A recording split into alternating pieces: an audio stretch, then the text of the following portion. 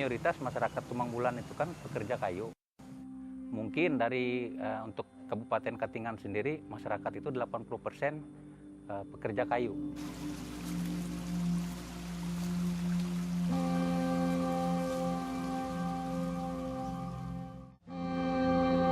Hutan Sebangau 100% berada di atas lahan gambut.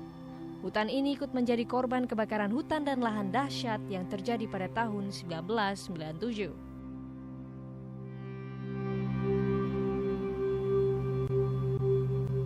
Sejak tahun 2004, Menteri Kehutanan menetapkan Hutan Sebangau sebagai Taman Nasional. Kini, Hutan Sebangau terlindung dari kegiatan eksploitasi hutan berskala besar.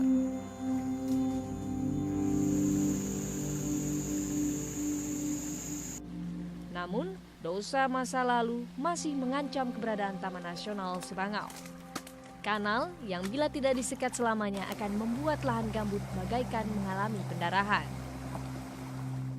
Inilah kanal-kanal yang mengalirkan air hingga ke sungai yang sengaja dibuat di lahan gambut yang ditanami kelapa sawit. Karena kelapa sawit tidak bisa tumbuh subur jika terlalu banyak air. Hal ini menyebabkan lahan menjadi kering, kemudian memicu kebakaran hutan dan lahan serta merusak lahan gambut sebagai fungsi ekosistem yang sangat kompleks.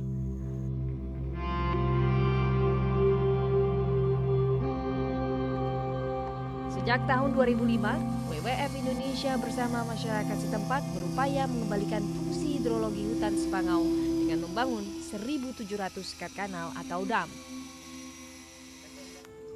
Metode sekat kanal merupakan metode paling baik karena cukup efektif menjadikan kanal seperti kolam penampung air walau tidak bebas bocor. Selain membangun sekat kanal, WWF Indonesia juga memotori pembangunan 600 lebih pipa monitoring air tanah yang berfungsi untuk mengetahui dampak dam terhadap kenaikan dan fluktuasi air tanah per bulan.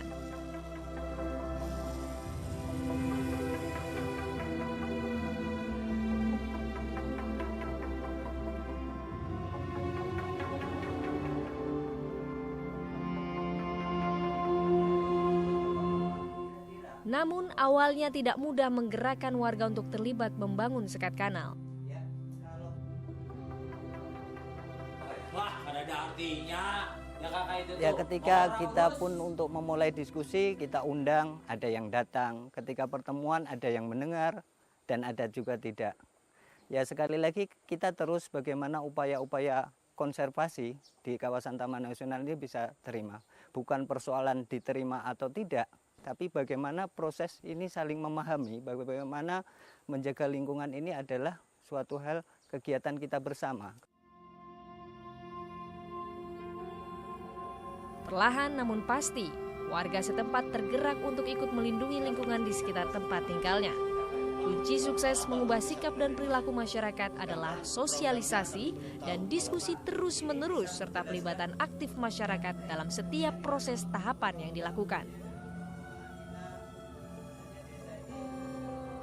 Awal mulanya sebelum keberadaan Taman Nasional Sebangau, aktivitas masyarakat yang pastinya mereka adalah pekerja kayu, berprofesi sebagai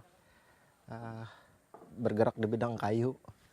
Namun setelah ada ketetapan dari Kementerian Kehutanan Pusat yang menyatakan desa kami juga termasuk kawasan Taman Nasional, jadi otomatis sebelumnya masyarakat kami ya jelas kan menolak sebelumnya keberadaan itu karena belum adanya pemberitahuan sebelumnya.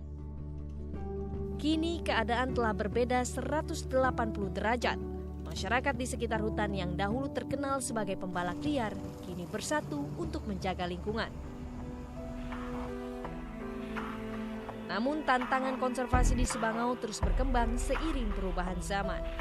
Tantangan saat ini adalah alih fungsi lahan gambut menjadi perkebunan, terutama kelapa sawit.